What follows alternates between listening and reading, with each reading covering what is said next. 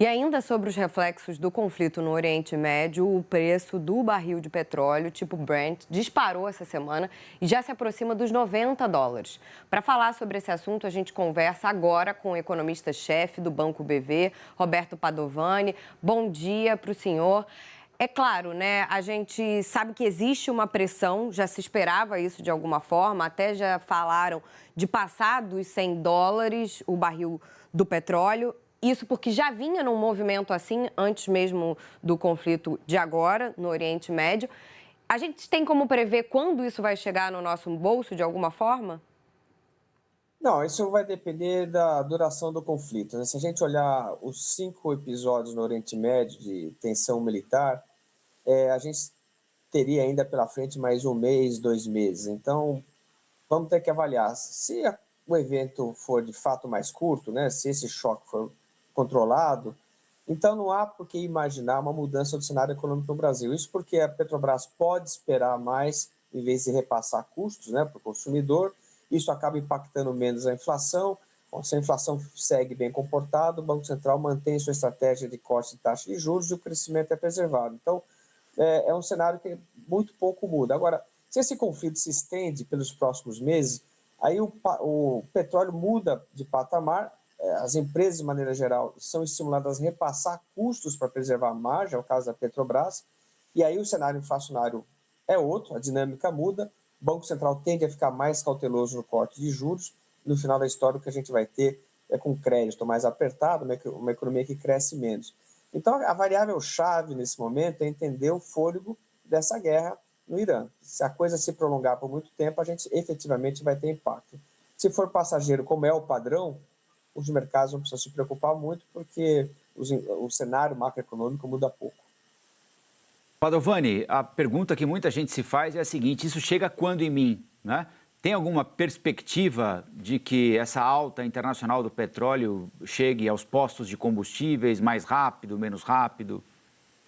Não, nesse momento a gente pode ficar tranquilo, a gente não vai sentir no final de semana nenhum impacto relevante, tá? Isso porque a Petrobras ela tende a evitar repasses de custos, porque se imagina que essa alta lá fora do país pode ser uma alta temporária. Então não há repasse, está todo mundo esperando mais informações. Então eu diria que nos próximos dias a nossa vida muda muito pouco. É claro que você pode ter um efeito mais psicológico, as pessoas ficarem mais cautelosas, os investidores um pouco mais assustados, mas isso não vai mudar o nosso dia a dia. Entendeu? Preços, de modo geral, no supermercado, nas compras que a gente fizer, não vão ser alterados, a vida segue normalmente. Vamos ter que apenas monitorar o noticiário e ver até onde vai esse conflito. Nessa sequência do que você falou a respeito da Petrobras, né, Padovani, associações do setor já cobram que a Petrobras reajuste o preço dos combustíveis. Preço esse que está defasado em relação ao mercado internacional e aí para evitar prejuízos às refinarias. Vira e mexe tem esse tipo de ajuste, né? A Petrobras espera um pouco, depois faz a equiparação. Como é que está isso nesse momento? Bom, claramente existe uma defasagem hoje, né? Os preços praticados internamente estão muito abaixo dos preços nos mercados internacionais. A gente estima que a defasagem é de mais ou menos 30% a 35% nesse momento. Então, de fato, a Petrobras precisaria, para se recompor na avaliação internacional, aumentar esses preços. Só que essa regra de repasse, ela não é transparente, a gente não sabe muito bem como funciona, mas as diretrizes, a estratégia é muito clara. Assim, diferentemente do que a gente viu até 2016, quando não se repassava nada, e isso gerou prejuízo para a Petrobras, a gente agora repassa alguma coisa. Também é uma situação muito diferente do que a gente viu depois de 2016, quando a Petrobras repassava rapidamente, e a gente teve até por conta desses repasses rápidos um problema no setor de transporte em 2018. A greve dos caminhoneiros ela refletia uma insatisfação com esses repasses mais rápidos. A situação hoje parece mais equilibrada. A Petrobras repassa seus custos, mas defasadamente. Ela espera um pouco mais para ter segurança do movimento antes disso chegar ao consumidor. Então, é verdade que existe defasagem, a gente estima uma defasagem aí próxima a 35%, mas também é verdade que a estratégia da Petrobras não é de retirar essa defasagem rapidamente. Primeiro, ela precisa ter mais informações sobre a duração da guerra antes de mudar a sua estratégia. E como é que essa defasagem, Padovani, para além da guerra, né, que é um aspecto grave, porém pontual, pelo menos até agora, né, como é que essa defasagem conversa com esse resultado da Petrobras que a gente anunciou agora há pouquinho, né? 200% de lucro em relação a 2024. Tem a parte dos acionistas, né? Aquilo que deve ser repassado como dividendo.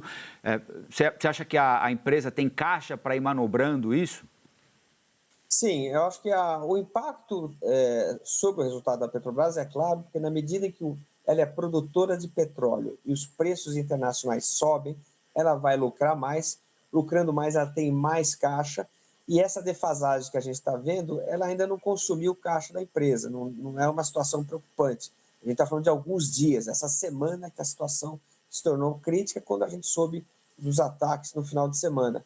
Então, eu diria que é muito cedo para imaginar que a defasagem produz impactos no caixa e no resultado da empresa. O que prevalece nesse momento é a leitura positiva. Petrobras, como grande produtora, se beneficia de um cenário internacional cujos preços estão em alta. Padovani, muito obrigado pela entrevista e até a próxima, hein? Obrigado pelo convite. Até a próxima.